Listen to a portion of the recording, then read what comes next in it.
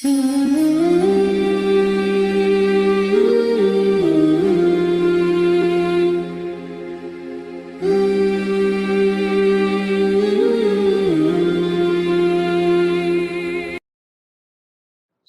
A'la ini adalah surat yang paling disukai Nabi Shallallahu Alaihi Wasallam. Karena hampir tiap malam Nabi Shallallahu Alaihi Wasallam selalu membaca suratul A'la. Bahkan juga Nabi Shallallahu Alaihi Wasallam selalu membaca saat manusia berkumpul, seperti hari Jumat dan juga sholatul Id.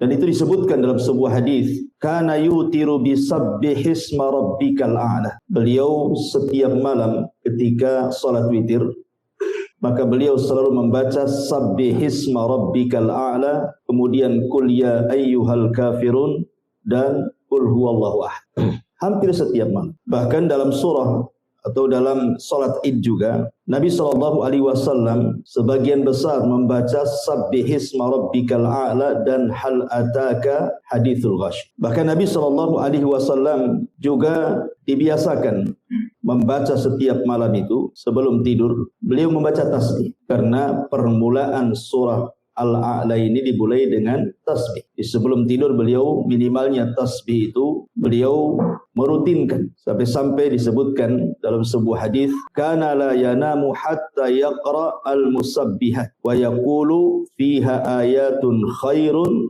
min alfi ayat. Terkadang beliau sebelum tidur membaca ayat-ayat yang dimulakan dengan tasbih, seperti sabbihisma rabbikal a'la, karena padanya ada ayat yang jauh lebih baik dibandingkan 1000 ayat. Bahkan Nabi Shallallahu Alaihi Wasallam juga membaca terkadang di salat duhur, bagaimana hadis Jabir bin Samurah radhiyallahu an, Nabi Shallallahu Alaihi Wasallam yaqra'u fi dhuhri sabbihisma rabbikal a'la rawahu Muslim. Terkadang beliau dalam salat duhur juga membaca sabbihisma rabbikal a'la. Hadis ini dikeluarkan Al-Imam Muslim. Bahkan Nabi SAW ketika marah kepada Mu'adz ketika dia mengimami kaumnya membaca Al-Baqarah, kemudian ada satu jamaahnya keluar karena tidak tahan dengan lamanya Mu'adz menjadi imam, kemudian Mu'adz menyalahkan makmumnya dan mengatakan, engkau munafik. Kemudian sampailah kabar ini kepada Nabi SAW yang dimarahi Mu'adz dan mengatakan, afattanu ya Mu'adz, apakah engkau akan membuat fitnah wahai Mu'adz? Aina kunta an sabbihisma rabbikal a'la wadduha wa idas sama'un fatar. Kenapa kau tidak membaca sabbihisma rabbikal a'la saja, ataupun wadduha, ataupun idas sama'un fatar? Menunjukkan bahwa Nabi SAW juga menganjurkan membaca sabbihisma rabbikal a'la di salat Isya, karena Mu'adz ketika itu salat Isya. Taib, dan banyak lagi hadis-hadis seputar ini. Bahkan dalam hari Jumat juga Nabi SAW dikatakan membaca sabbihisma rabbikal a'la dan hal ataka hadithul ghasyah yang sudah saya sebutkan. Mungkin malam ini kita akan membahas satu ayat saja, karena memang banyak pembahasannya, tentang permulaan ayat surah Al-A'la ini bercerita tentang pentingnya sebuah tasbih. Ma'asyiral muslimin yang dimuliakan Allah Subhanahu wa taala. Tasbih itu diambil dari kata-kata at-tanzih. Tasbih itu maknanya tanzih. Tanzih itu artinya membersihkan. Seolah-olah Allah mengatakan nazzih rabbaka an kulli naqs. Bersihkan Rabbmu dari setiap kekurangan. Jadi sabbihisma rabbikal a'la artinya kita diperintahkan oleh Allah Subhanahu wa taala untuk membersihkan Rabb kita dari setiap sifat-sifat yang kurang bagi Allah Subhanahu wa taala. Makanya ada sebuah kaidah yang disebutkan para ulama, kullu sifati naqsin fil makhluqi fal khaliqu aula bitanazzuhi anha in kanat la taliqu bihi. Setiap sifat yang kurang bagi makhluk, maka bagi Khalik Allah Subhanahu wa taala lebih utama untuk ditiadakan. Kalau bagi makhluk saja sifat itu sifat kurang, maka bagi Allah Subhanahu wa taala harus lebih dibuang lagi sifat-sifat seperti itu. Kalau seandainya sifat itu tidak layak disematkan kepada Allah Subhanahu wa taala. Kenapa? Karena tidak semua sifat yang kurang bagi makhluk itu kalau diterapkan kepada Allah ikut kurang pula. Ada sifat-sifat yang kurang bagi makhluk, tapi kalau disematkan kepada Allah justru sempurna. Contoh umpamanya di antara sifat Allah Subhanahu wa taala al-mutakabbir. Sifat Allah itu sombong. Bagi makhluk sombong ini tidak bagus. Sifat yang kurang bagi makhluk. Dan orang pun tidak suka orang sombong itu. Justru orang itu suka dengan orang yang memiliki kebalikannya, tawadhu. Kalau orang tawadhu kan orang suka. Tapi kalau orang sombong kan enggak suka. Makanya Allah Subhanahu wa taala melarang. Tidak ada makhluk selain daripada Allah Subhanahu wa taala untuk menyombongkan diri. Wala tamshi fil ardi maraha.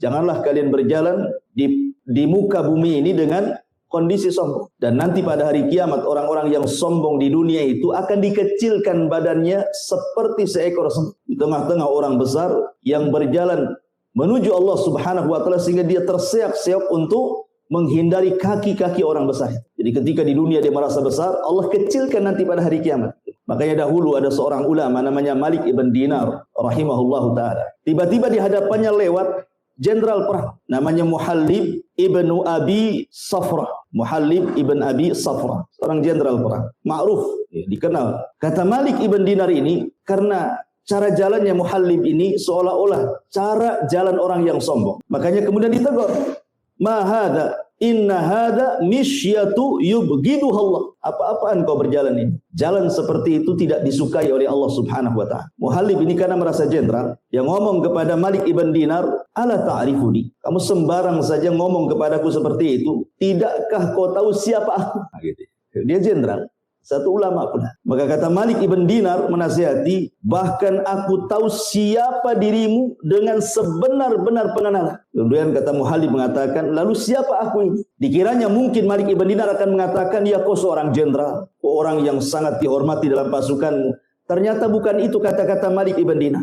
Apa kata Malik ibn Dinar? "Ya, aku tahu siapa kamu. Alasta antal ladzi awwaluka nutfatan nadhirah wa akhiruka jifatan qadirah wa antal an tahmilu adharah." Bukankah engkau yang dulu terlahir dari air mani yang sangat hina, dan kelak engkau ketika mati akan menjadi bangkai yang sangat busuk, dan sekarang engkau dalam badan membawa najis yang sangat kotor. Baru dia terdiam dan dia mengatakan, "Al-an araftani haqqal ma'rif." Oh, terima kasih, kau sudah mengingatkan aku siapa aku. Dari sini menunjukkan bahwa sombong itu tidak disukai Allah. Tapi kalau Allah sombong, itu sudah wajar. Sesuatu yang kurang bagi makhluk belum tentu kurang bagi Allah kalau sifat itu diletakkan kepada Allah. Tetapi secara kaidah umum, setiap sifat yang kurang bagi makhluk kalau diterapkan kepada Allah, maka lebih kurang lagi, tidak boleh. Kecuali ada sifat-sifat yang terbalik tadi. Tapi yang jelas bahwa ketika Allah mengatakan sabbihisma rabbikal a'la, hendaklah kita mensucikan Rabbmu yang maha tinggi ini, maksudnya di sini tasbih di sinilah at-tanzih, membersihkan setiap sifat-sifat Allah ataupun perbuatan-perbuatan Allah dari sifat dan perbuatan yang tidak layak disematkan kepada Allah Subhanahu wa taala. Itulah makna tasbih. Baik, ma'asyiral muslimin yang dimuliakan Allah Subhanahu wa taala. Kalau kita bicara tentang tasbih, tasbih ini banyak sekali faedahnya. Mungkin di antara kita ada yang belum tahu tentang keajaiban tasbih. Ma'asyiral muslimin yang dimuliakan Allah Subhanahu wa taala, saya akan sebutkan beberapa keajaiban tasbih. Baru kita bentangkan soal tasbih ini lebih dalam lagi. Ma'asyiral muslimin yang dimuliakan Allah Azza wa Jalla, yang pertama, tasbih itu ucapan subhanallah yasilu ila ridha, bisa mengantarkan kepada ridha Allah Subhanahu wa taala. Jadi orang yang banyak bertasbih, maka dia akan ridha hatinya. Apapun yang Allah Subhanahu wa taala ujikan kepada kita bukan hanya sekedar sabar, tapi dia bisa redha. Karena tingkatan redha itu tingkatan tertinggi dalam sabar. Sabar itu di bawahnya, redha itu di atasnya. Seperti orang kena musibah, ada orang bisa sabar, tetapi belum tentu bisa redha. Nampaknya sabar, tapi kalau disentuh keluar semua isi. Tapi kalau orang redha, mau disentuh apapun, dia sudah mengatakan innalillahi wa inna ilaihi raji'un. Semua datang dari Allah. Kalau Allah menghendaki, ya semua akan kembali kepada Allah. Dia akan redha. Lah tasbih itu yasilu ila ridallahi azza wa jalla, akan mengantarkan kepada keridhaan Allah Subhanahu wa taala. Ma'asyiral muslimin yang dimuliakan Allah Azza wa Jalla. Yang kedua, yu'inu ala sabri. Kata ulama, bisa menolong kita untuk bisa lebih sabar lagi dalam kehidupan ini. Makanya kenapa ketika Nabi SAW merasa sempit dadanya dengan perlakuan orang-orang Quraisy yang tidak mau menerima dakwahnya, apa kata Allah? Fasbir ala ma yaqulun fasabbih bihamdi rabbik. Apa kata Allah? Sabarlah terhadap apa yang mereka katakan kepada wahai Muhammad. Mereka mengatakan kau gila. Mereka mengatakan kau penyihir, kau penyair dan begitu seterusnya. Sabar saja. Tidak perlu menjadikan sempit dada. Bagaimana cara melapangkannya? Fasabbih bihamdi rabbik. Bertasbihlah dengan memuji nama Rabb. Dari sini menunjukkan bahwa Allah iringkan kalimat sabar dengan tasbih. Menunjukkan bahwa sabar itu bisa diraih dengan tasbih. Ini dua. Yang ketiga, secara umum tasbih itu adalah zikir kepada Allah Subhanahu wa taala. Akan tetapi ma'asyiral muslimin yang dimuliakan Allah Azza wa Jalla, ternyata kalau kita melihat tentang ayat perintah tentang zikir, tasbih ini disendirikan dari zikir. Seperti Allah mengatakan dalam surah Al-Ahzab ayat 42-43, ya ayyuhalladzina amanu dzkurullaha dzikran katsira wasabbihuhu bukratan wa asila. Wahai orang-orang yang beriman, perbanyaklah zikir kepada Allah dan perbanyaklah tasbih di pagi dan petang hari kalian. Bukankah ucapan tasbih itu bagian daripada zikir? Kenapa dikeluarkan? Seolah-olah di sini ada penyebutan zikrul khas ba'dal am. Ya. Disebutkan kalimat khusus setelah menyebutkan kalimat umum. Menunjukkan bahwa tasbih itu ada keistimewaan tersendiri dari seluruh zikir yang ada. Sama ketika Allah menyebutkan tentang malaikat. Allah mengatakan tanazzalul malaikatu waruh, di mana seluruh malaikat turun dan juga ruh. Ruh itu siapa? Jibril. Kan Jibril bagian daripada malaikat. Kenapa disendirikan?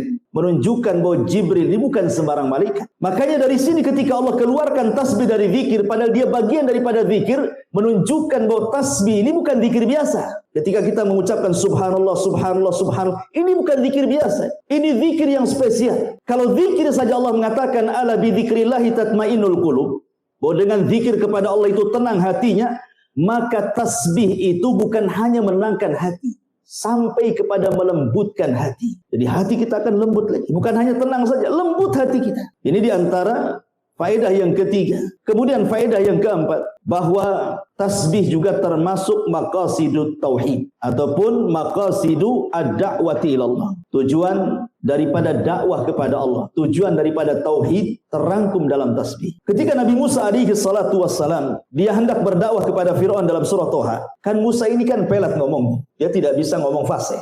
Musa itu. Sementara dia punya abang namanya Harun. Harun ini fasih ngomongnya. Sehingga kemudian Musa meminta kepada Allah untuk dijadikan Harun itu wazirnya, teman dia dalam berdakwah. Bagaimanapun kalau berdakwah berdua akan lebih ringan. Karena apalagi Harun punya keistimewaan memiliki lidah yang fasih. Tidak sebagaimana Musa, ya, lidahnya kurang fasih. Makanya kemudian Nabi Musa alaihi salatu wasallam meminta kepada Allah Subhanahu wa taala untuk dijadikan Harun sebagai wazirnya, teman dakwahnya, menterinya. Kemudian Nabi Musa menyebutkan tujuannya. Apa tujuannya?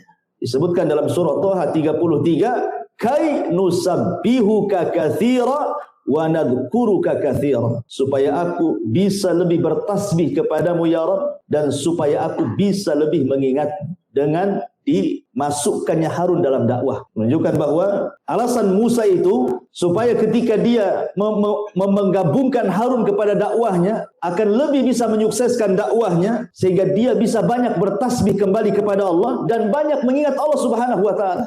Maka dari sini kata para ulama, tasbih itu termasuk maqasid at-tauhid. Kemudian yang nomor 5, tasbih ini ikhwan adalah salah satu zikir yang bisa memberatkan timbangan. Dalam sebuah hadis Nabi SAW bersabda, kalimatani khafifatani ala lisani thaqilatani fil mizani habibatani ala rahman subhanallah wa bihamdihi subhanallah il azim. Kata Nabi SAW, dua kalimat yang ringan di lisan, dua kalimat yang ringan di lisan tapi berat dalam timbangan.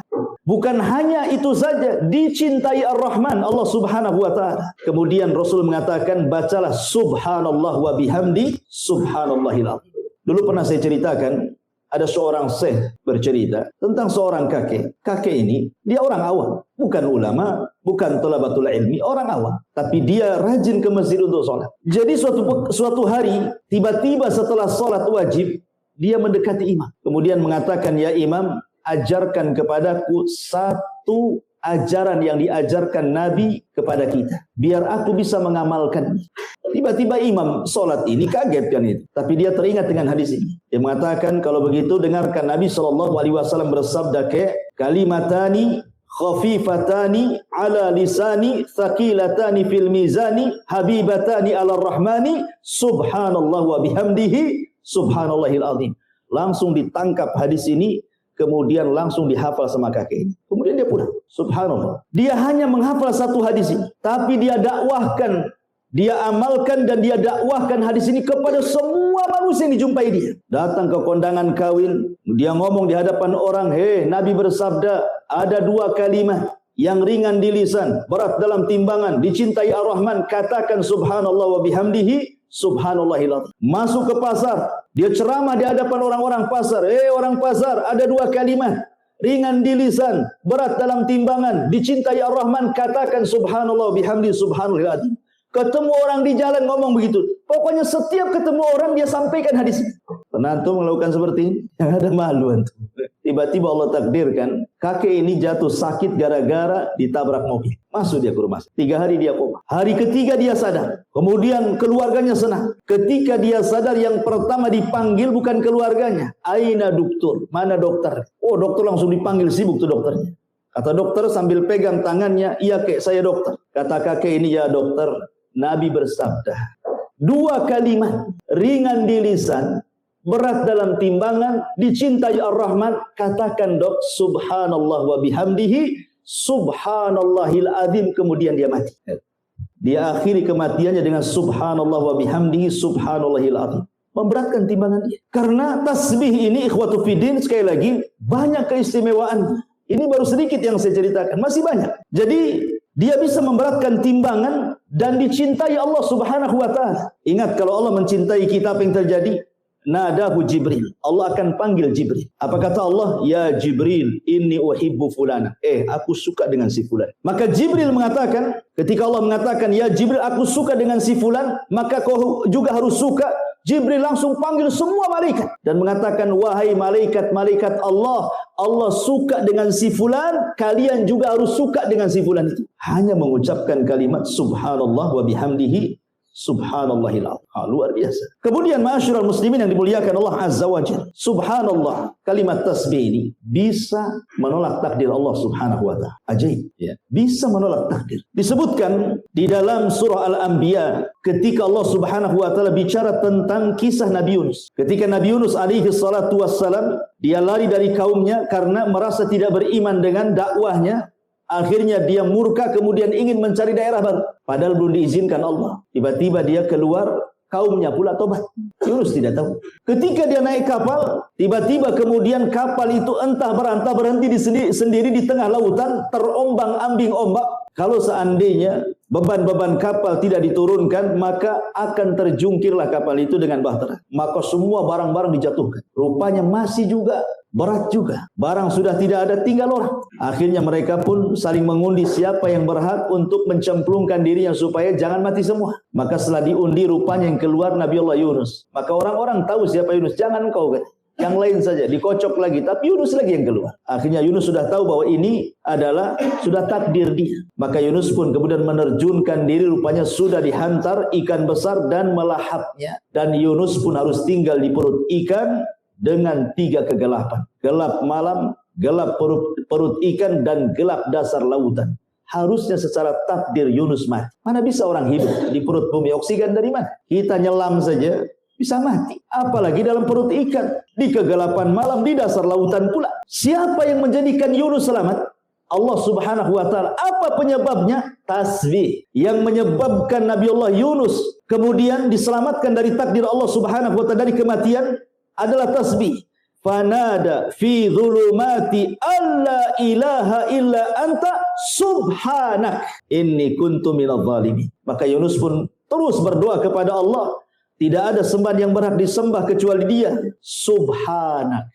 Di tasbihnya. Maha suci Engkau ya Allah. Sungguh aku termasuk orang-orang yang zalim. Makanya Allah mengatakan, kalau seandainya Yunus itu bukan termasuk ahli tasbih, la labitha fi batnihi ila yaumi yub'atsun. Maka Yunus tidak akan dikeluarkan dari perut ikan itu sampai kiamat dibangkitkan. Kalau bukan karena dia ahli tasbih. Bahasanya ahli tasbih. Makanya dia diselamatkan. Ya, tasbih bisa menolak takdir. Bahkan kita tahu bahwa dahulu di zaman Bani Israel ada seorang nabi yang digigit oleh satu semut. Marah dia. Kemudian dia bawa obor api, kemudian hendak dibakarlah itu satu kampung semut itu. Yang salah satu semut mau dibakar pula kampung semutnya. Maka Allah Subhanahu wa taala utus malaikat menegur nabi tersebut. Maka kemudian malaikat ini mengatakan, "Angqarasatka namlatun ahlakta ummatan minal umami tusabbih," katanya.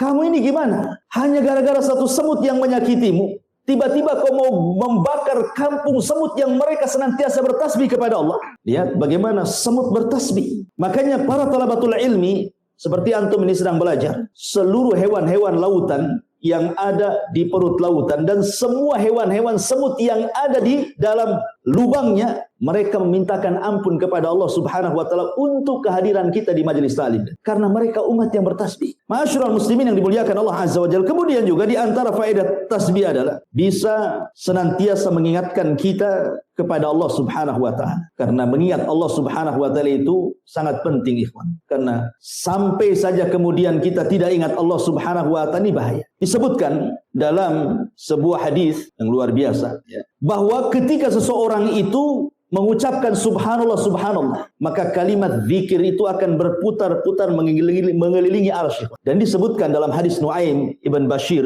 Rasulullah SAW bersabda, "Inna mimma tadhkuruna min jalalillahi at-tasbiha wa takbira wa tahlila wa tahmida." Sesungguhnya kalimat-kalimat zikir yang kalian lafadkan dari keagungan Allah, baik berupa tasbih subhanallah, baik berupa takbir Allahu akbar, baik berupa tahlil la ilaha illallah, baik berupa tahmid alhamdulillah. Apa kata Nabi SAW? Tidaklah orang mengucapkan kalimat itu, tidaklah seseorang di antara kalian suka bila ada amalan-amalan yang senantiasa disebutkan di sisi Allah Subhanahu wa taala, maka kalimat tasbih, kemudian takbir, kemudian tahlil, kemudian tahmid, mereka akan berputar-putar haulal arsy lahunna zawi kadawawi nahli. Kata Nabi SAW, maka kalimat itu akan berputar-putar mengelilingi arsy Allah, dan kalimat-kalimat zikir tersebut mengeluarkan suara seperti suara lebah, menyebut-nyebut nama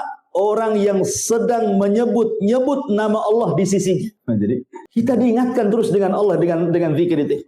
Jadi kalimat itu akan berkeliling-keliling. Kalau antum baca subhanallah, maka kalimat ini akan naik ke langit. Kalau antum membaca alhamdulillah, la ilaha illallah, kalimat-kalimat ini akan berputar-putar di arsy. Kemudian akan menyebut-nyebut nama orang yang sedang berzikir di hadapan Allah, mengingatkan kita kepada Allah. Bahkan yang lebih hebat lagi, kalau antum memperbanyak tasbih, satu kalimat tasbih itu seolah-olah antum telah berinfak dengan gunung emas. Disebutkan hadis yang sahih yang dikeluarkan oleh Imam At-Tabrani dari sahihkan oleh Syekh Nasiruddin Al-Albani rahimahullahu taala, "Man halahul lailu an yukabidahu au bakhila bil mali an yunfiqahu au jabuna anil adwi an yuqatilahu falyukthir min subhanallah wa bihamdihi fa innaha ahabbu ila Allah min jabali dhahabin yunfikuhu fi sabilillahi azza wajalla." Lihat kata Rasul, siapa yang dicegah oleh istirahat malamnya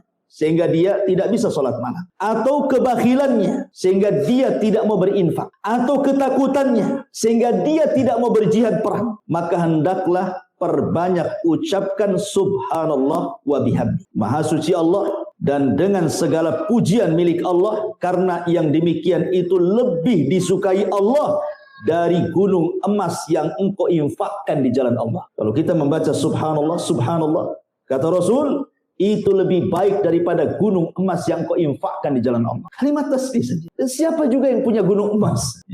Kalaupun antum dapat gunung emas, sudah rebutan. Taruhlah kemudian antum punya gunung emas, kemudian diinfakkan, itu tidak lebih baik dibandingkan antum memperbanyak tasbih. Bahkan tidak ada satupun doa orang yang memperbanyak tasbih kecuali dikabulkan. Di zaman Imam Ahmad ini ketika dia keluar dari penjara, sudah tua. Ya kan? Karena dia kan bolak-balik masuk penjara, Imam Ahmad. Jadi dia ingin mengunjungi satu kawannya, tapi tempatnya nun jauh di sana. Ya, dia harus mengadakan safar. Maka dia pun kemudian mengambil bekalnya, sudah tua, tapi Imam Ahmad pun diberikan kekuatan fisik. Walaupun sudah tua itu diberikan kekuatan fisik. Dia berjalan, ingin berkunjung kepada teman. Dan ingat, itu sebuah amal soleh. Kalau antum berkunjung kepada kawan, tidak ada niat kecuali silaturahim. Bukan karena bisnis. Bukan karena ingin pinjam uang apalagi. Enggak. Ya betul-betul dia ingin berkunjung lillah. Maka 70.000 malaikat akan mengiringi antum dari belakang. Makanya Imam Ahmad ini ingin mengunjungi saudaranya, kawannya. Lillahi ta'ala karena Allah takdirkan di tengah jalan. Dia pun kemudian kemalaman. Dia harus menginap. Terpaksalah dia mencari masjid untuk menginap kan gitu. Penginapan zaman dulu ya masjid, mau kemana? Rupanya ada teras masjid, dia tidur di situ. Rupanya penjaga masjid ini mencurigai. Imam Ahmad itu imam dunia terkenal, tapi terkenal karyanya. Terkadang karyanya dikenal, orangnya tidak tahu. Sehingga dikira itu bukan siapa-siapa, sama takmir masjid, jadi diusir. Tidak boleh tidur di situ. Terpaksalah Imam Ahmad mencari pohon, kemudian tidur di bawah pohon. Rupanya depan masjid itu ada khobbaz. Khobbaz itu artinya tukang roti, penjual roti, anak muda. Jadi kasihan kok ada kakek-kakek di situ tidur di bawah pohon. Ditawarkanlah bagaimana kalau dia nginap di rumah. Diajaklah Imam Ahmad dengan senang hati. Sudah tua. Kemudian dia melihat khobbaz itu, tukang roti itu. Imam Ahmad takjub, kenapa? Sambil kerja itu, lisannya tidak pernah berhenti untuk mengucapkan subhanallah, astagfirullah, subhanallah, astagfirullah. Pokoknya tasbih dan istighfar itu tidak lepas dari lisannya. Kita saja kalau kita zikir terus-terusan kan capek juga kan itu. Antum baca subhanallah, subhanallah, berapa jam antum sanggup? Lidah pun dah kering. Pasti ada berhentinya kan? Ini tidak. Mulai dari kerja sampai subuh, lisannya terus ngomong. Imam Ahmad nih heran, kok bisa dia berzikir seperti itu? Sampai tidak tidur Imam Ahmad itu karena takjub dengan anak muda itu. Akhirnya ditanyalah sama Imam Ahmad itu, bagaimana kau bisa melakukan itu? Apa kata anak muda ini? Karena sudah terbiasa wahai Imam. Setiap hari aku sudah melakukan seperti ini. Jadi zikir itu sudah jadi kebiasaan dia. Orang kalau sudah biasa kan nggak akan capek kan itu. Udah biasa dia mengucapkan subhanallah, astagfirullah, subhanallah. Udah biasa. Imam Ahmad mengatakan, anak muda kan tidak tahu kalau itu Imam Ahmad. Imam Ahmad mengatakan, apa barokah zikir dengan memperbanyak tasbih dan istighfar itu? Apa manfaatnya? Maka anak muda ini mengatakan, demi Allah, tidaklah aku berdoa kepada Allah Subhanahu wa taala kecuali diijabah. Kecuali satu doa yang belum diijabah. Semua doa yang kupanjatkan semua dikabulkan Allah, kecuali satu, katanya. Imam Ahmad heran, apa yang satu itu? Maka anak muda ini mengatakan, begini wahai fulan, wahai bapak tua, sesungguhnya aku sangat mencintai seorang alim min ulama'i dunia. Dia sedang dipenjara sekarang. Aku sangat takjub dengan karya-karyanya. Aku ingin belajar kepadanya, tapi karena kesibukanku aku tidak bisa menjumpai dia. Jadi Imam Ahmad heran, siapa orang yang kau jadikan panutan itu sehingga kau menjadi ahli ibadah seperti ini kan? Anak muda ini mengatakan namanya Ahmad ibn Hanbal. Rupanya di situ Imam Ahmad. Kata Imam, demi Allah, doamu sudah dikabulkan Allah Subhanahu wa taala. Aku adalah Ahmad ibn Hanbal. Itulah buah barokahnya dengan memperbanyak zikir kepada Allah kan. Cita-citanya dikabulkan oleh Allah Subhanahu wa taala. Jadi kalau antum punya cita-cita belum dikabulkan, perbanyak zikir, perbanyak tasbih, istighfar, tahlil, tahmid. Insya Allah, siapa yang ingat Allah, maka Allah ingat kita. Siapa yang lupa dengan Allah, Allah pun lupa dengan kita. Udhkurullaha yadhkurukum. Ingatlah Allah, Allah ingat kalian. Masyurul muslimin yang dimuliakan Allah Azza wa Jalla. Kemudian juga, di antara faedah tasbih adalah mukaffiratul dzunub. Bisa menggugurkan dosa. Kita ini setiap hari, ikhwan, dengan adanya medsos di depan saya ini, setiap hari antum berdosa mata. Setiap hari. Entah berapa kali mata antum memandang aurat itu di handphone itu. Baik di YouTube, baik di IG, baik di Facebook, kan gitu ya. Terkadang baik di TikTok. Nah, ada yang men-TikTok kan. Kita sering niatnya itu tujuannya mungkin dengar berita. Entah kenapa tiba-tiba nampak pula ada gambar-gambar sur gitu kan. Beritanya ditinggalkan, itu pula yang ditengok. Boleh jadi tidak ditengok, tapi sekilas pandang. Itu dosa kecil. Tapi kalau setiap hari kan bisa besar. Karena tidak ada dosa kecil yang ditumpukan kecuali jadi besar. Dan tidak ada dosa besar kalau antum digempur dengan istighfar, kan begitu. Kata Nabi SAW, man qala subhanallah wa bihamdi mi'ata marratin hutat khotoyahu wa in kanat mithla zabadil bahri wa fi riwayatin akthar min zabadil bahri. Siapa yang mengucapkan subhanallah wa bihamdihi 100 kali dalam sehari, maka Allah Subhanahu wa taala akan hapuskan dosa-dosanya walaupun dosa antum itu sebanyak buih di lautan atau lebih banyak daripada buih di lautan. Berbiasa. Siapa yang bisa menghitung buih lautan? Tidak ada yang bisa menghitung buih lautan. Bahkan kata Rasul, lebih banyak daripada buih lautan. Seandainya dosa kita lebih banyak dari buih lautan, tetap diampuni. Tentu yang dimaksud di sini dosa-dosa kecil maksudnya. Bukan dosa-dosa besar, karena dosa besar harus dengan taubatan nasuha. Tapi kan setiap hari kita memandang aurat. Antum ke pasar, antum di jalan, lihat wanita-wanita itu. Kan nampak auratnya. Entah tertampak, entah keenakan nampak, macam-macam kan orang itu. Kalau tak cantik mungkin ya tertampak lah. Kalau cantik makin ditampak-tampak. Gitu ya kan. Betapa banyak dosa kita setiap hari, yang dari handphone, yang di dunia nyata, yang di pasar, yang di mall. Nah ini kan dosa kecil. Makanya Umar bin Khattab tadi saya sudah katakan, tidak ada dosa kecil, kalau dikumpulkan ya besar juga gitu maksudnya. Tapi itu bisa dihapuskan dengan memperbanyak tasbih. Subhanallah wa bihamdi. Subhanallah wa bihamdi. Ya. Ma'asyiral muslimin yang dimuliakan Allah Subhanahu wa taala. Kemudian juga lebih daripada itu, bahwa tasbih ini sebab mendapatkan rizki Allah Subhanahu wa taala. Jadi orang akan mudah mendapatkan rizki Allah Subhanahu wa taala disebabkan dengan memperbanyak tasbih. Nabi Zakaria, mungkin sebagian antum sudah dengar ceritanya. Dia berdoa kepada Allah Subhanahu wa taala untuk meminta anak. Dia sudah tua, istrinya mandul. Ketika dia melihat Maryam dalam mihrabnya memperbanyak zikir kepada Allah Azza wa Jalla dan beribadah, kemudian tiba-tiba dapat karomah, ada makanan, maksudnya buah-buahan di musim dingin pula ada di musim panas, atau ada buah-buahan di musim panas pula ada di musim dingin. Kata Zakaria, kalau ini terjadi kepada Maryam, bukan mustahil Allah pun bisa memberikan keturunan kepada aku. Akhirnya kemudian Zakaria mulai meniru Maryam. Apa itu?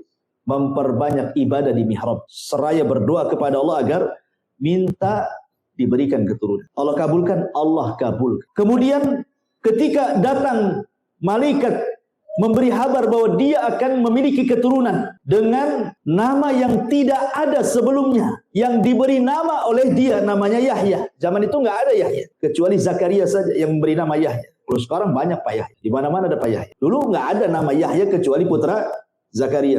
Kemudian Nabi Zakaria mengatakan, qala rabbi ij'alli ayat. Ya Rabb, sekarang berikan tanda-tandanya kalau memang aku akan punya turunan. Seperti apa tanda-tandanya? Maka Allah mengatakan, qala ayatuka alla tukalliman nas salasata ayyamin illa ramza.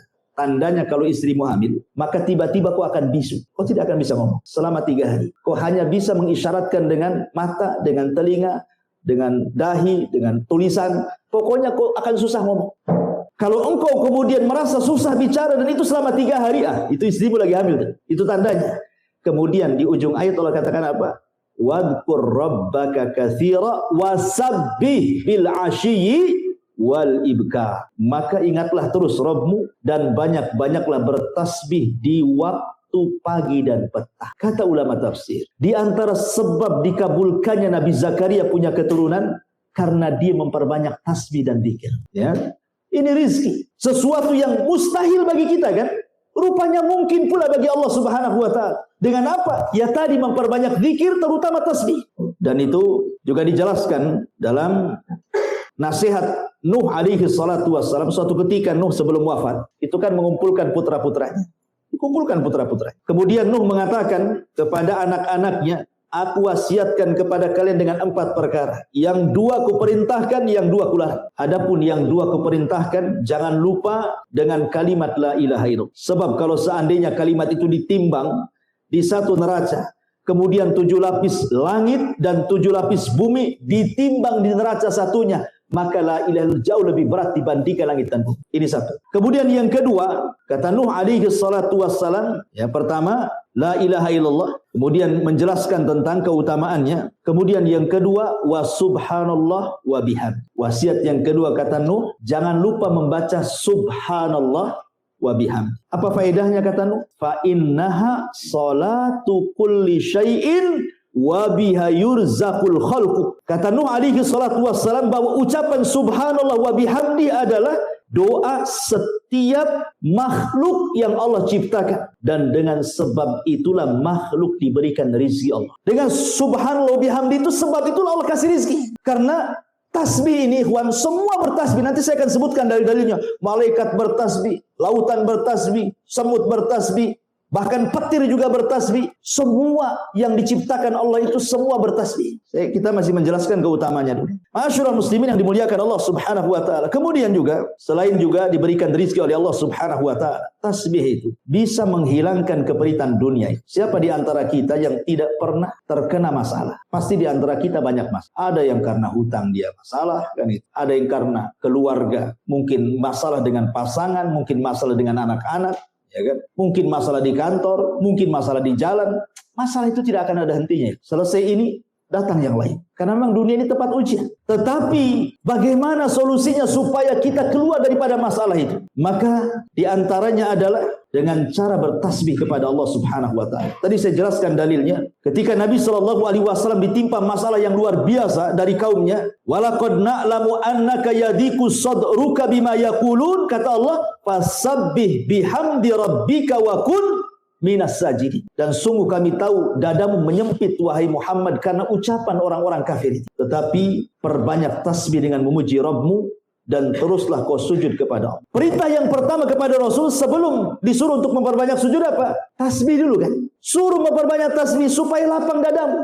Apa yang diucapkan mereka itu nanti akan menjadi sebuah kelapangan. Terkadang kan ada orang yang mungkin disakiti orang dengan ucapannya itu dendamnya 7 turunan. Ada orang itu kan begitu, disakiti, digibah, difitnah, sudah kayaknya dunia ini kelam begini. Tetapi supaya kita dikeluarkan dari itu, perbanyak tasbih. Ini salah satu manfaat tasbih. Makanya kata Abdurrahman As-Sa'di dalam kitabnya Tafsir As-Sa'di, ketika beliau memberikan catatan kepada ayat ini, apa kata beliau? Aktsir min dzikrillah wa tasbihihi wa tahmidihi was salati fa inna dzalika yuwassi'u sadra. Perbanyak oleh kamu zikir kepada Allah, kemudian bertasbih, bertahmid dan salat, dan itu bisa melapangkan dada kita. Ma'asyiral muslimin yang dimuliakan Allah Azza wa Jalla. Kemudian juga tasbih ini adalah ucapan yang paling dicintai Allah Subhanahu wa taala. Tasbih ini adalah ucapan yang paling dicintai Allah Subhanahu wa taala. Disebutkan dalam hadis Abi Dzar radhiyallahu an. Nabi SAW pernah ditanya, "Ayyul kalami afdal?" Rasul, kalimat yang paling afdal itu apa? Yang diucapkan manusia. Maka Nabi SAW mengatakan, inna ahabbal kalam ilallah subhanallah wa bihamdi. Sesungguhnya tidak ada ucapan yang lebih dicintai Allah melebihi antum mengucapkan subhanallah wa bihamdi. Itu ucapan yang paling dicintai Allah Subhanahu wa taala. Ikhwan, orang kalau cinta itu pasti dengan memperbanyak penyebutannya kan. Kalau antum cinta istri, enggak akan disebut tuh istri tetangga. Enggak akan disebut. Yang disebut ya istri antum saja karena antum cinta. Kalau ada antum berdua ngomong sama kawan bertiga, kemudian memuji istrinya, pasti antum, oh enggak, istri saya lebih pandai. Karena cinta. Artinya orang cinta itu man ahabba syai'an aktsara dzikrah. Siapa yang mencintai sesuatu pasti akan memperbanyak untuk menyebut-nyebut sesuatu itu. Karena di mata orang yang sedang jatuh cinta tidak ada orang lain kecuali dia. Ingat kisah Laila Majnun, ya kan? Yang sudah saya ceritakan. Jadi ada seorang wanita namanya Laila, wanita cantik, jatuh cinta dengan si Majnun. Majnun ini namanya Majnun gila. Saking cintanya jadi gila. Dia hendak melamar, ditolak, diusir. Akhirnya dia pergi ke hutan. Sampai di hutan kelaparan. Kemudian dia berburu kijang, menjangan. Panas sama dia. Kemudian kena pula kakinya, robohlah kijang itu. Kemudian didekati, ketika mau diambil pisau dan mau digorok, ditatap pula mata kijang itu. Kata dia, subhanallah, mata kijang kok sama dengan mata Laila. Dilepas kijang itu. Itulah makanya Majnun itu. Lihat, orang cinta itu bisa jadi gila, lapar padahal dia. Bisa loh dilepas, makanya sejak itulah dia disebut Majnun. Makanya ada Laila Majnun, itulah Majnun gila itu. Udah lapar-lapar kena pula dilepas gara-gara mata kijangnya mirip dengan mata Laila. Orang cinta kayak gitu, ikhwan. Mabok dia. Ma'asyiral muslimin yang dimuliakan Allah Azza wa Jalla. Jadi kalau orang cinta dengan Allah, maka perbanyak zikir dengan Allah. Dan tidak ada kalimat yang paling dicintai Allah kecuali subhanallah wa bihamdi, kata Rasulullah. Inna ahabbal kalam ilallahi subhanallah wa bihamdi, kata Rasulullah. Sesungguhnya tidak ada kalimat yang paling dicintai Allah kecuali subhanallah wa bihamdi. Ma'asyiral muslimin yang dimuliakan Allah Subhanahu wa taala. Kemudian juga di antara keistimewaan tasbih adalah tasbih ini adalah kalimat yang khairun minad dunya wa ma fiha.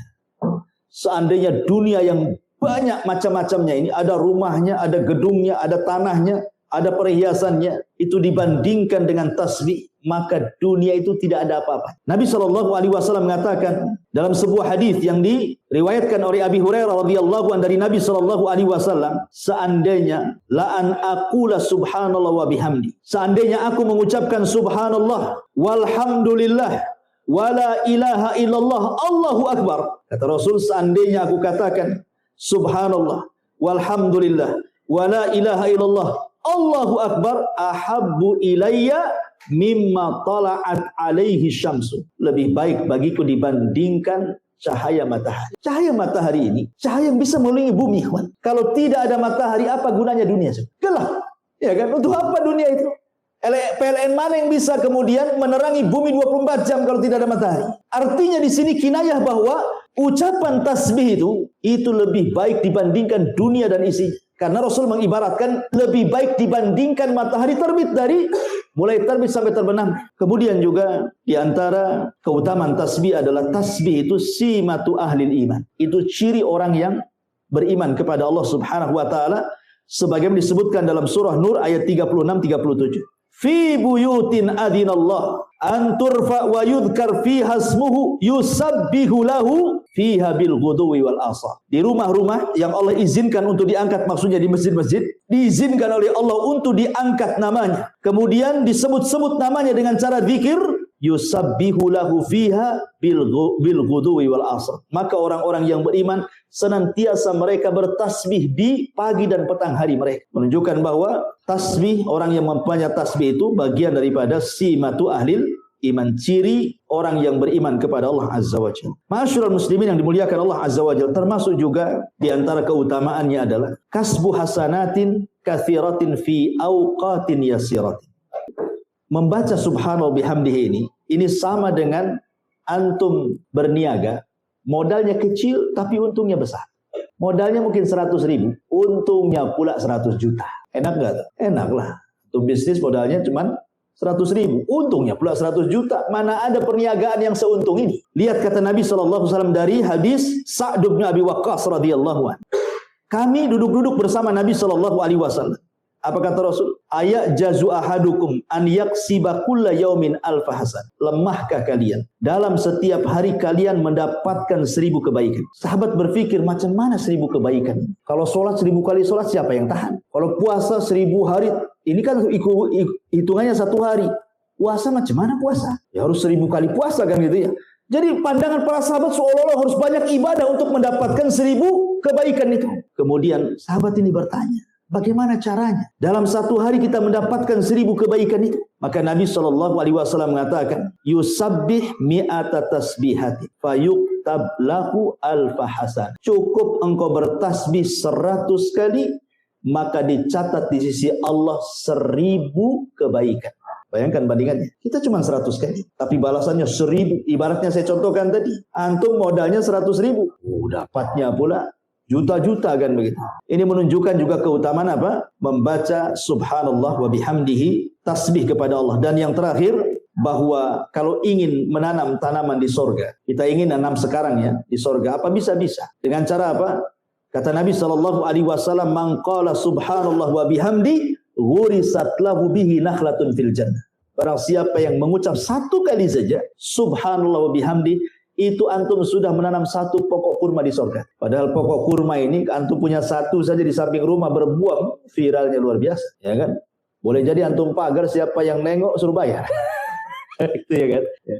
Itu 1 pokok kurma berbuah lagi. Ini kurma sorga, jangan dibandingkan dengan kurma dunia. Jadi kalau kita ingin bercocok ladang di sorga itu, perbanyak zikir. Karena itu girasnya. Cara menanamnya itu dengan cara zikir. Kita akan diberikan tanaman macam-macam tuh ya, di sorga kelak. Dan semua bermanfaat bagi kita. Ma'asyiral muslimin yang dimuliakan Allah Azza wa Jalla, ini di antara keutamaan tasbih. Tasbih ini juga diajarkan oleh Nabi SAW dalam beberapa tempat yang harus kita baca. Seperti contohnya dalam solat saja. Dalam iftitah solat itu ada juga lafaz yang diajarkan Nabi SAW, subhanakallahumma wa bihamdika wa tabarakasmuka wa ta'ala jadduka wa la ilaha ghairuka. Itu salah satu juga doa iftitah kan. Selain Allahumma ba'id baini wa baina khotoyaya kan. Wajjahtu wajhalil ladzi fataras samawati wal ardh, atau yang lainnya. Lah salah satunya adalah subhanakallahumma wa bihamdika wa tabarakasmuka wa ta'ala jadduka wa la ilaha ghairuka. Di sini Allah memulai, Rasul mengajarkan dengan membacakan 1 tasbih di permulaannya, subhanakallahumma, maha suci engkau ya Allah. Kemudian juga dibaca ketika inda qiraati ayatin fiha tanzihullah. Bahkan disunahkan kalau ada orang membaca Al-Qur'an, umpamanya sabbihisma rabbikal a'la ini ya. Ada orang baca di samping kita sabbihisma rabbikal a'la, maka Rasul menyunahkan apa? Subhanallah. Jadi kalau ada orang baca di samping kita, baca Quran ya, pas yang dibaca itu ayat tasbih, kita juga menjawab dengan subhanallah, maha suci engkau ya. Kemudian juga Tasbih juga digunakan dalam sholat itu ketika kesalahan imam. Apabila imam salah kan, maka bagi laki-laki membaca tasbih, bagi perempuan cukup dengan tepukan tangan seperti ini. Ya kan? Tapi kalau laki-laki subhanallah. Kemudian juga ruku dan sujud jelas. Dalam ruku subhana rabbiyal azim. Dalam sujud subhana rabbiyal a'la. Kemudian juga Nabi SAW bertasbih setiap selesai sholat. Di antara zikir-zikir yang diajarkan, bertasbih 33 kali kan.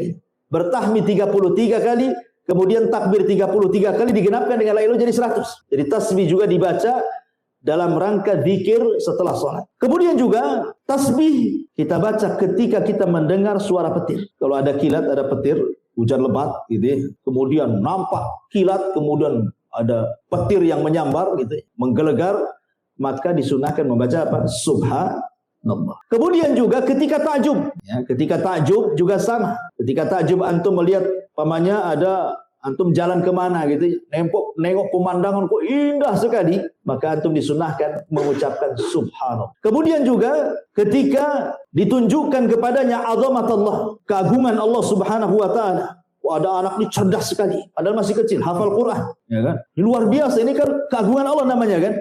Kita kata subhanallah, anak ini kok bisa seperti ini? Ya, ini juga disunahkan membaca subhanallah. Termasuk juga subhanallah dibaca ketika sebelum tidur. Berapa kali? 33 kali. Sebagaimana nasihat Nabi SAW kepada Ali radhiyallahu dan Fatimah kan? Ketika Fatimah meminta pembantu kepada Nabi SAW, ketika itu Rasul kan baru pulang dari perang, dapat pula tawanan budak. Lah Fatimah ingin minta satu. Karena dia lelah, dia cari kayu sendiri, dia masak sendiri, pokoknya lelah, anak pula banyak gitu ya. Dia ingin pembantu. Tapi Rasul mengatakan, wahai Fatimah, wahai Ali, maukah ku ajarkan beberapa kalimat baca sebelum tidurmu, itu lebih baik daripada pembantu. Kemudian kata Rasul, tasbihlah 33 kali, tahmidlah 33 kali, takbirlah 34 kali, baru kau tidur. Itu lebih baik dibandingkan engkau mendapatkan pembantu. Nah, coba antum praktekkan ke istri antum. Kalau istri antum kelelahan, bang, cari pembantu. Sini. Nabi ngomong ada kalimat lebih baik dibandingkan pembantu. Milih mana? Kira-kira milih mana? Jadi milih dua-duanya bang. Gitu. Baik.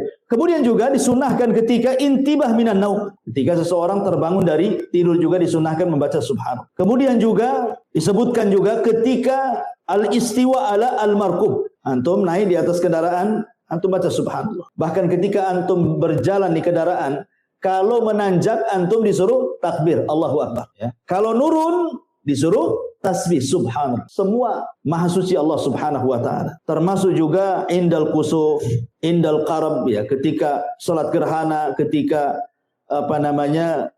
sedang banyak kesulitan, tadi sudah saya jelaskan, termasuk juga selesainya majelis ta'lim. Apa doanya? Subhanakallahumma bihamdika asyhadu an la ilaha illa anta astaghfiruka wa atubu ilaik. Wassalamualaikum warahmatullahi wabarakatuh. Enggak, belum selesai. Ya. Jadi intinya bahwa itu juga termasuk disuruh tasbih. Ya. Setelah antum baca majelis tasbih. Justru dengan tasbih itu, karena kita tidak tahu, mungkin kalau antum begini kan tidak aktif ya, pasif saja ngomong. Tapi kalau antum berkumpul di luar, ngobrol di warung, ya berempat berlima gitu, kan saut-sautan. Terkadang kan ada kumpul itu dalam rangka rapat, dalam rangka main-main saja, dalam rangka kumpul-kumpul.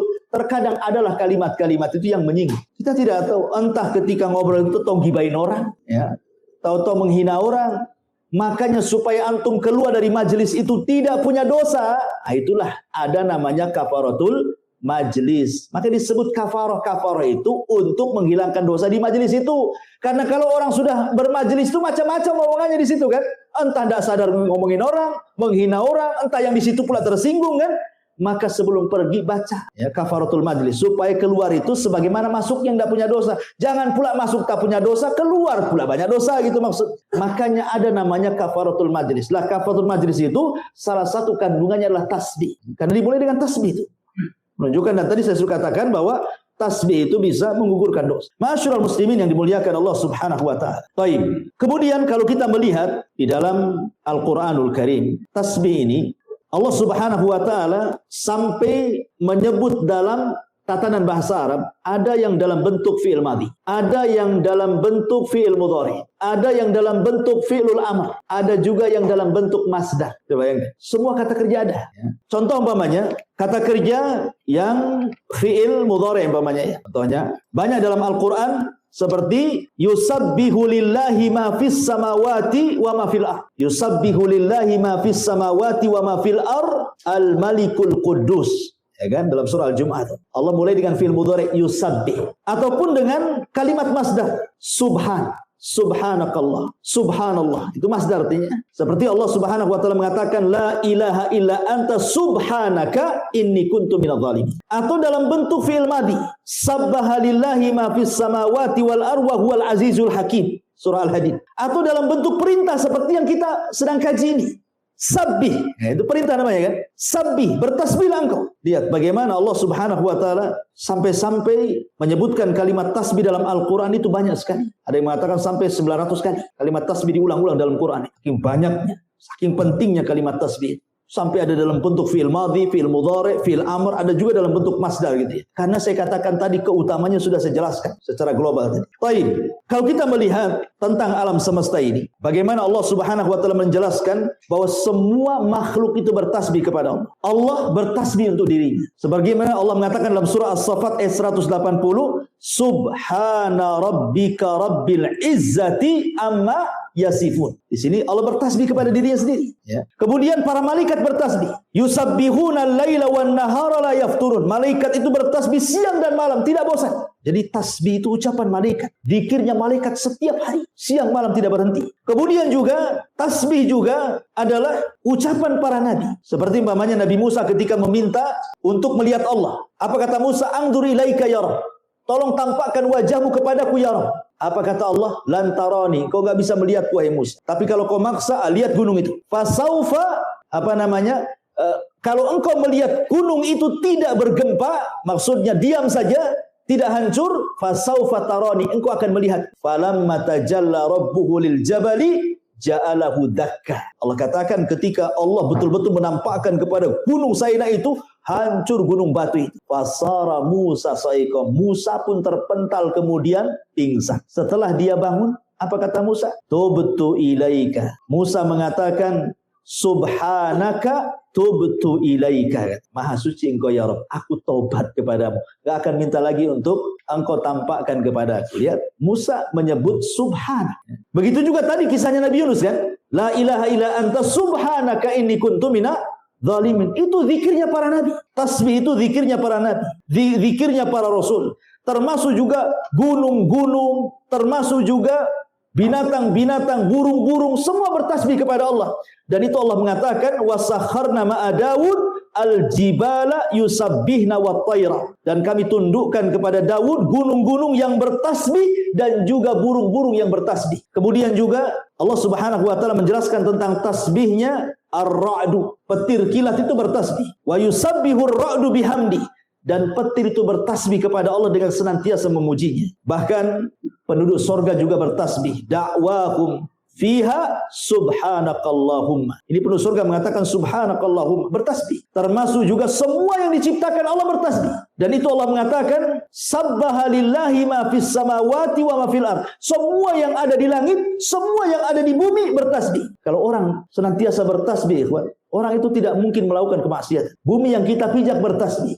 Kita pula di atas bumi bertasbih. Jadi kalau seandainya Allah perdengarkan nih, semua makhluk itu, ayam sedang bertasbih, kemudian kodok sedang bertasbih, kambing bertasbih, peliharaan antum lah kucing-kucing itu bertasbih, maka antum akan dengar suara mereka membacakan subhanallah. Kalau diperdengarkan gitu. Karena secara umum Allah Subhanahu wa taala mengatakan wa im min kulli syai'in illa yusabbihuna bihamdi walakin la tafqahuna tasbihahum. Segala sesuatu itu bertasbih, tapi kau tak paham tasbih mereka, kata Allah. Jadi semua makhluk ini bertasbih, menunjukkan bahwa tasbih ini luar biasa. Baik, kita masuk pada pembahasan. Ini tadi mukadimah, ya, tapi kamu sudah ngantuk.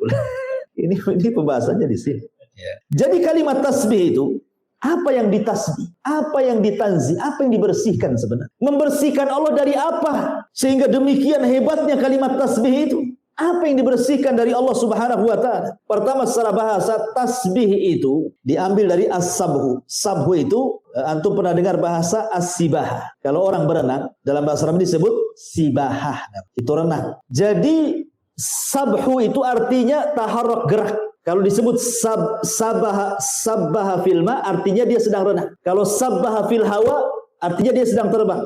Kalau sabbaha fil ardi artinya dia sedang masya berjalan. Jadi sabbaha itu artinya gerak, bergerak. Ketika lisan kita bergerak-gerak dan isinya adalah tanzihulillah, berusaha membersihkan Allah dari setiap sifat-sifat yang kurang, berarti kita sedang bertasbih, ya, menggerakkan kalimat subhanallah, subhanallah, subhanallah, begitu maksud. Dan membersihkan Allah itu dari 4 perkara. Kenapa kita harus bertasbih? Karena ada 4 perkara yang harus kita bersihkan dari Allah. Pertama, membersihkan zat. Kita bersihkan Allah secara zatnya dari setiap sifat yang tidak layak untuk disematkan kepada Allah. Dari setiap sifat yang tidak layak disematkan kepada Allah, maka kita bersihkan. Ini satu. Yang kedua, kita bersihkan baik secara zatnya, yaitu zatnya ya. Kemudian yang kedua sifatnya. Kemudian yang ketiga nama-namanya. Dari apa? Jangan sampai kita memberi nama yang bukan nama Allah. Nanti kalau antum berdoa nggak akan dikabulkan. Seperti antum mau perlu dengan saya. Nama saya kan Abu Humairah. Antum panggil pula Abu Hurairah. Abu Hurairah, saya nggak akan nengok. Nama saya bukan Abu Hurairah. Nama saya Abu Humairah. Kan itu. Itu manusia kalau dipanggil bukan namanya aja nggak nengok tuh. Sekarang antum manggil-manggil Allah, antum salah manggil, maka ini akan bermasalah. Karena nama-nama Allah itu tauqifiyah, ikhwan, terima jadi. Nama Allah itu sudah baku. Yang 99 nama itu sudah baku. Bukan berarti kemudian cuma 99 nama. Ini yang kita ketahui 99 nama itu. Nama Allah itu banyak, hanya Allah yang tahu. Tetapi nama Allah itu baku sifatnya, tidak bisa dirubah, ya. Tidak bisa dirubah. Sehingga ketika baku dan tidak bisa dirubah, berarti jangan salah sebut, gitu maksud. Kalau antum salah sebut nanti salah manggil. Kalau antum salah manggil nggak akan dikabulkan doanya. Maka bersihkan nama-nama Allah dari salah sebut dari namanya. Makanya penting itu menghafal Asmaul Husna supaya jangan salah sebut, ya kan? Kemudian yang keempat, kita bersihkan dari perbuatannya. Berarti ada 4. Kita membersihkan Allah dari zatnya. Jangan sampai disamakan dengan berhala-berhala selain daripada Allah. Yang kita lihat berhala-berhala selain daripada Allah itu karena mereka bisa dilihat, akhirnya bisa berkomentar kan. Ada orang nih nyembah berhala dari batu Bapak. Dan dipahat. Karena nampak oleh kita, terkadang adalah komentar dari kita itu, matanya agak ini, pahatannya kurang bagus. Mesti kan ada kritikan kan? Kalau nampak kan, wujud berhalanya itu nampak, pasti banyak kritikan. Lah Allah itu tidak bisa dilihat, makanya tidak bisa dikritik. Gimana cara mengkritiknya?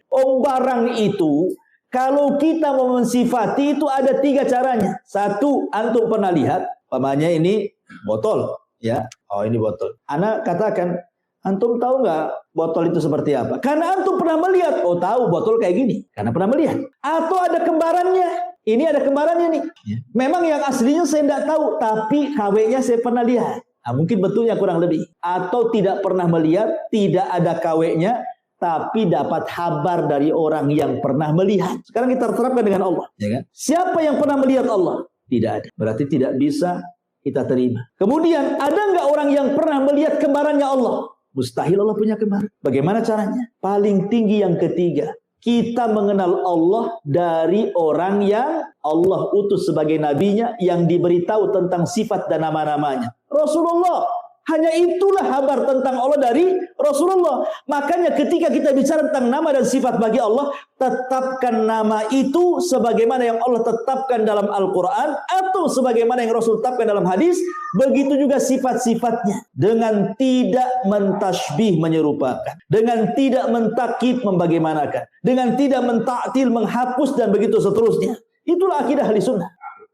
Ya. Jadi kita bersihkan termasuk perbuatan Allah. Dan perbuatan Allah itu 2. Perbuatan Allah itu 2. Tidak lepas daripada al-fadlu dan al-adlu. Allah itu kalau berbuat sesuatu kepada hambanya, imma al-fadlu, imma al-adlu. Apa itu fadlu? Apa itu al-adlu? Kalau dia bermuamalah dengan orang-orang kafir, maka Allah bermuamalah dengan cara al-adlu, keadilan. Kalau dia bermuamalah dengan orang-orang yang beriman, maka Allah akan bermuamalah dengan cara al-fadlu. Fadlu itu dengan cara Allah lebihkan dengan rahmat. Makanya ketika orang-orang kafir, kenapa Allah ciptakan surga? Kenapa Allah ciptakan neraka? Allah ciptakan neraka karena al-adlu, keadilannya. Allah ciptakan surga karena al-fadlu, karunianya. Ketika Allah masukkan orang ke surga, berarti karena keutamaan dan rahmatnya. Ketika Allah masukkan orang ke neraka, itu bukan karena kezalimannya, tapi karena keadilannya. Nah, bisa dipahami. Ya? Jadi perbuatan Allah tidak lepas daripada 2. Lain dengan perbuatan hamba. Perbuatan hamba tidak lepas daripada 3.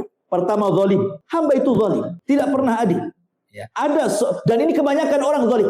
Kemudian yang kedua adil, dan ini sangat sedikit. Kemudian yang ketiga di atasnya adil lagi, yang disebut dengan al-fadl tadi. Dan itu sangat sedikit. Tapi Allah cuma dua ketika bermuamalah dengan kita. Imma bermuamalah dengan keadilannya, imma bermuamalah dengan kita dengan rahmat dan karunia-Nya. Ya, itulah Allah ciptakan surga dan neraka. Ma'asyiral muslimin yang dimuliakan Allah Subhanahu wa taala. Taib.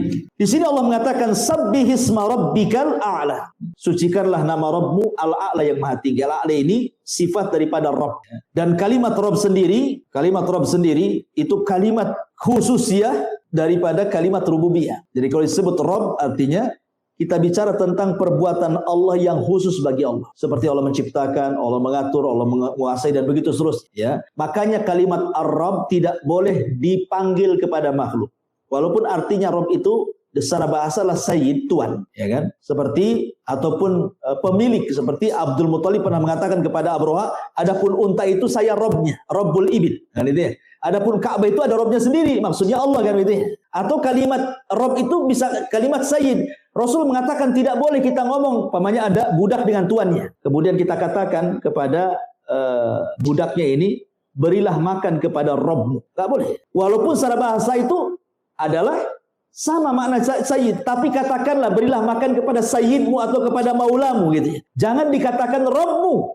Karena Rabb itu khususnya bagi Allah Subhanahu wa taala kecuali diidhafahkan. Ya, Rabbul Ibil, Rabbul Bait, dan begitu seterusnya. Itu bahasa Arabnya ya. Kemudian al-a'la tentu yang maha tinggi. Kalimat yang maha tinggi ini ikhwan.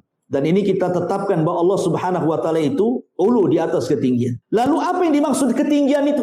Maksudnya yang pertama, Allah maha tinggi itu maha tinggi secara zat wal makanah. Secara zatnya Allah itu di atas ketinggian. Ar-Rahman 'alal arsis tawa. Allah itu di atas ketinggian. Yang kedua, tinggi di sini maksudnya tinggi al-qadar, kemuliaannya. Maksudnya kemuliaan ini tidak ada yang semisal dengan Allah Subhanahu wa taala. Laisa kamitsli syai'un wa huwas samiul basir. Kemudian yang ketiga, tinggi qaharnya. Apa qahar itu? Tidak ada yang dapat mengalahkan Allah. Semua bergerak dengan izin Allah. Kemudian yang terakhir, ya, tinggi nama dan sifatnya. Tidak ada yang lebih tinggi dibandingkan sifat-sifat Allah dan nama-namanya. Disinilah kemudian kita tinggikan Allah Subhanahu Rabbiyal A'la. Makanya kenapa ketika kita membaca A'la ini dalam posisi kita rendah. Serendah-rendahnya orang ketika sholat dalam posisi apa? Sujud. Ya. Apa yang dibaca? Tidak Subhanahu Rabbiyal Azim, tapi Subhanahu Rabbiyal A'la. Bahwa kita ini rendah, Allah itu tinggi. Dalam posisi kita serendah-rendahnya dalam posisi sujud, kita katakan Rabbiyal A'la. Ya. Ada orang yang mengingkari bahwa Allah itu tidak di atas. Kelompok Jahmiyah. Sampai mengganti lafaz Subhana Rabbiyal A'la menjadi Subhana Rabbiyal Asfal. Saya lupa namanya. Ada yang mengatakan Jahm ibn Safwan. Seorang tokoh Jahmiyah. Ketika dia sujud, dia tidak mau mengatakan Subhana Rabbiyal A'la. Dia ganti Subhana Rabbiyal Asfal. A'la itu tinggi, asfal itu rendah. Maha suci Allah yang maha rendah. Allah itu tidak ada di ketinggian. Coba diganti sama dia. Itulah Jahmiyah sesat. Intinya ma'asyiral muslimin yang dimuliakan Allah Azza wa Jalla. Dengan melihat mata antum sudah redup gitu kan. Saya pun sudah soak suaranya. Saya kira sampai di sini satu ayat saja kita kaji tafsir di malam ini, mudah-mudahan ada manfaatnya. Akhirnya kita tutup dengan doa kafaratul majlis. Subhanakallah bihamdika asyhadu an la ilaha illa anta astaghfiruka wa atubu ilaik. Allahu ta'ala. Assalamualaikum warahmatullahi wabarakatuh.